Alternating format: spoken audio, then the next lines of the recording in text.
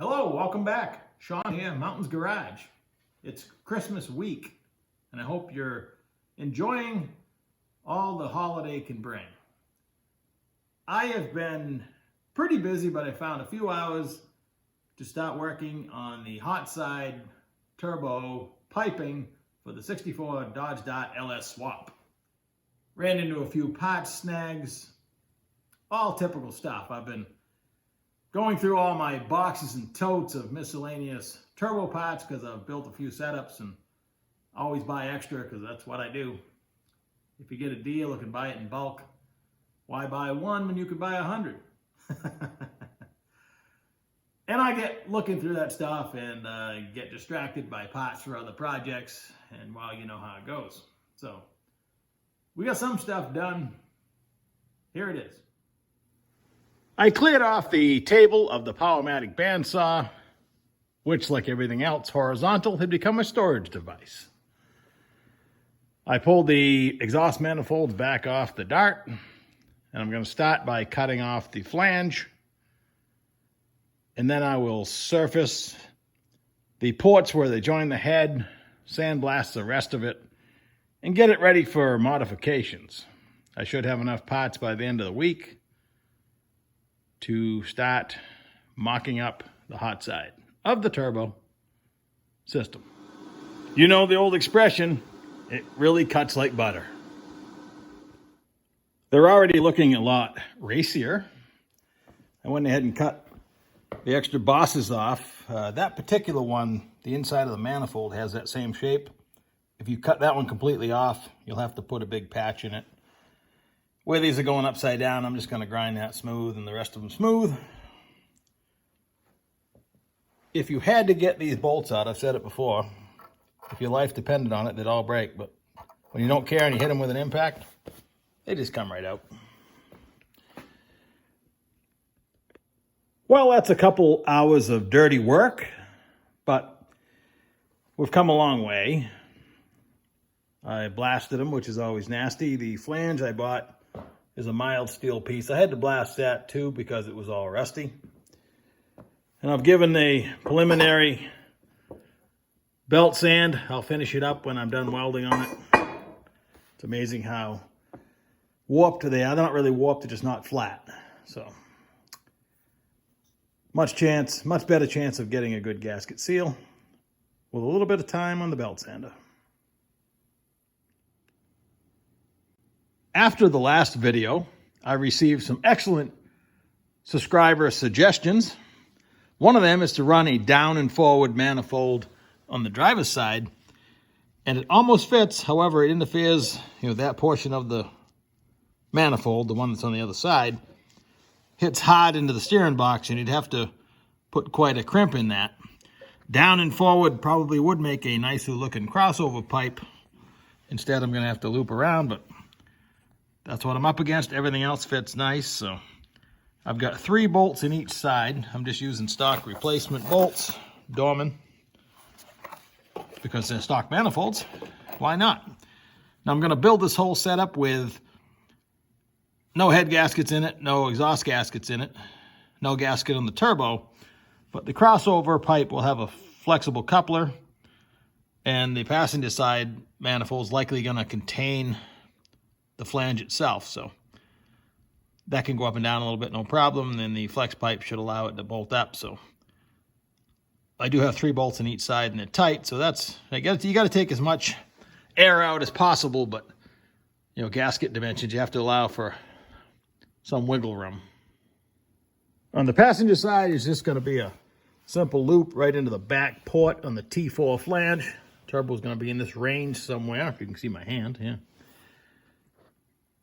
Now over to the bench to look at the mess that is the turbo flange.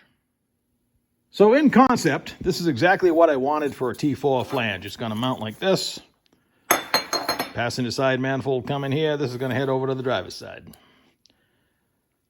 It was cheap and mild steel, which is fine because everything else here is just regular steel.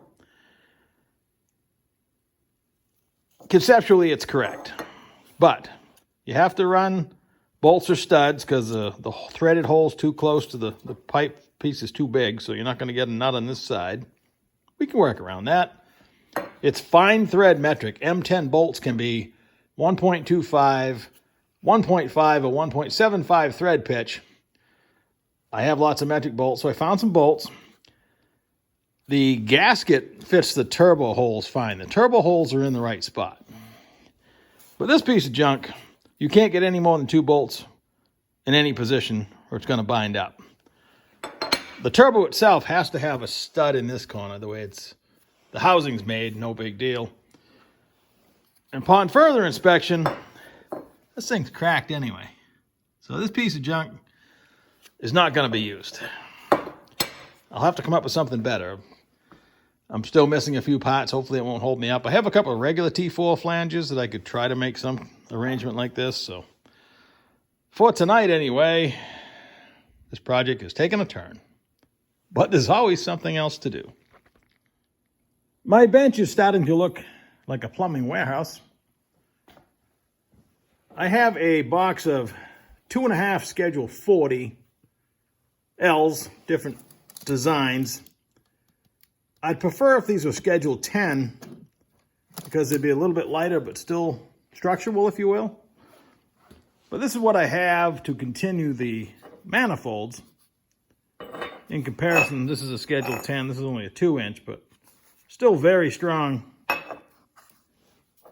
But this is actually closer to manifold size. And my plan is to do something similar to this. And there'll be a Vband over here. There'll be a regular thin exhaust pipe going across. And I'll do the same thing with the Schedule 40 L's to support the turbo flange on this side. And let's talk about V-bands for a minute. This is a comparison. These are both the same size, if you will. Listed as 2.5. The translation of the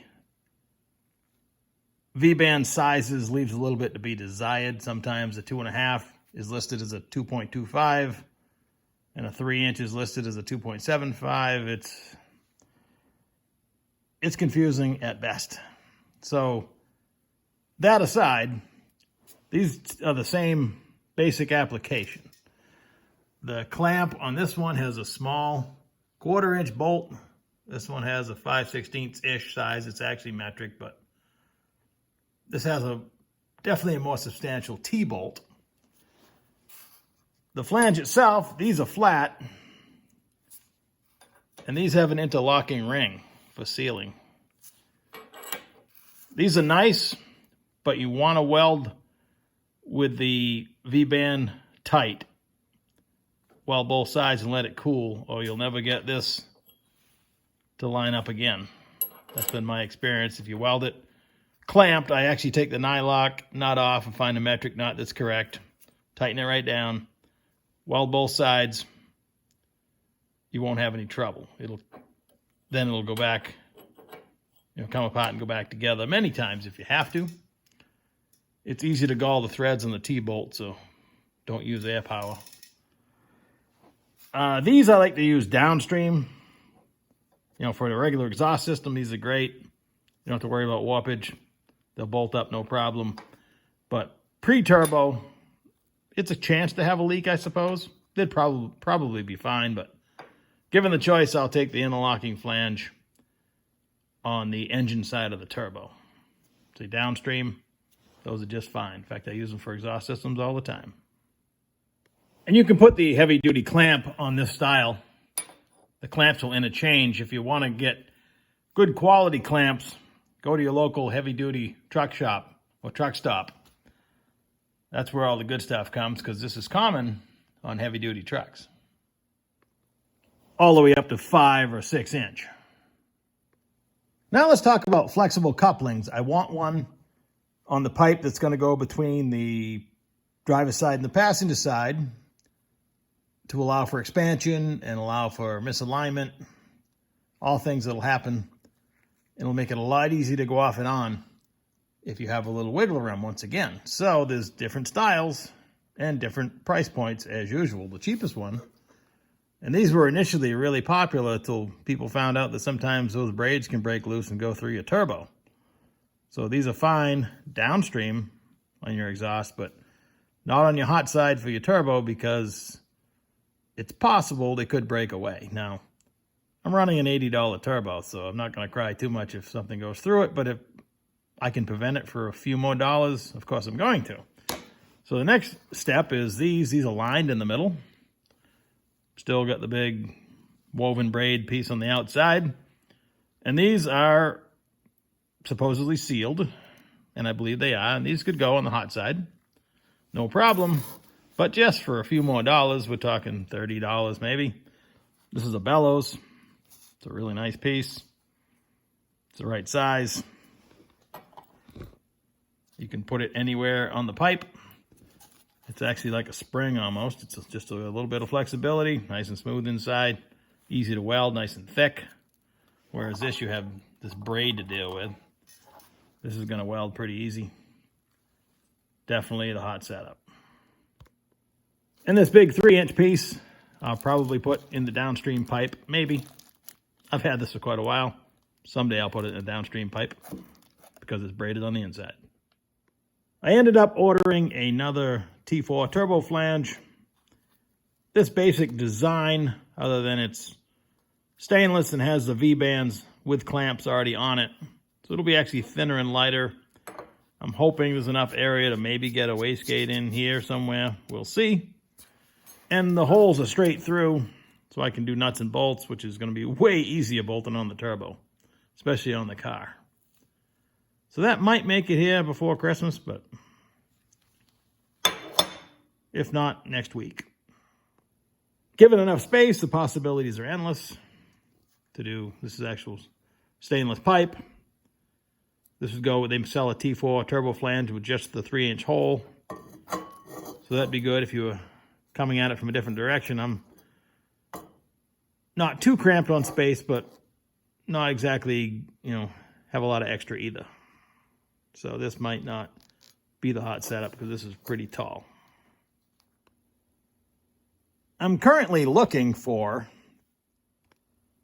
it was just a few months ago where I found the tool that I made that actually bolts on the oil inlet flange, and it comes up here and it has a clevis on it so I can hang the turbo from my engine crane, for instance, to hold it where it can live so you can get an idea how to run the pipes, because holding the turbo in by hand and trying to mark pipe is an exercise in frustration. This is a relatively light turbo at 38 pounds.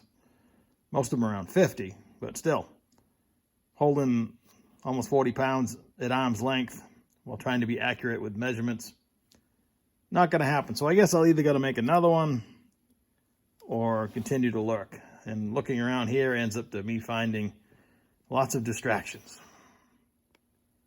And I'm a little bummed and surprised that that's actually not tapped 1/8-inch pipe. So you either got to run a flange or tap that. Interesting. Cheap turbos. Doing a project like this is fun because it's, got a low buck theme. The unfortunate side of that is dealing with low buck parts. Not as often as it used to be, but still, sometimes you're dealing with poor quality stuff. And sometimes it catches you off guard. You pay middle of the road price, and it's still really not up to what you would call good. But so it's a sea of choices that you make when you buy cheap offshore stuff. In all cases, well, except in today's world, it used to be anyway, there's always a better choice, better products. Availability, well, that's dicey. So I hope you have a great Christmas. I might talk to you one more time before that to wrap up all kinds of other stuff that happened this week, but if not, I'll catch you in a couple of days, and that will be after Christmas. So enjoy. Merry Christmas.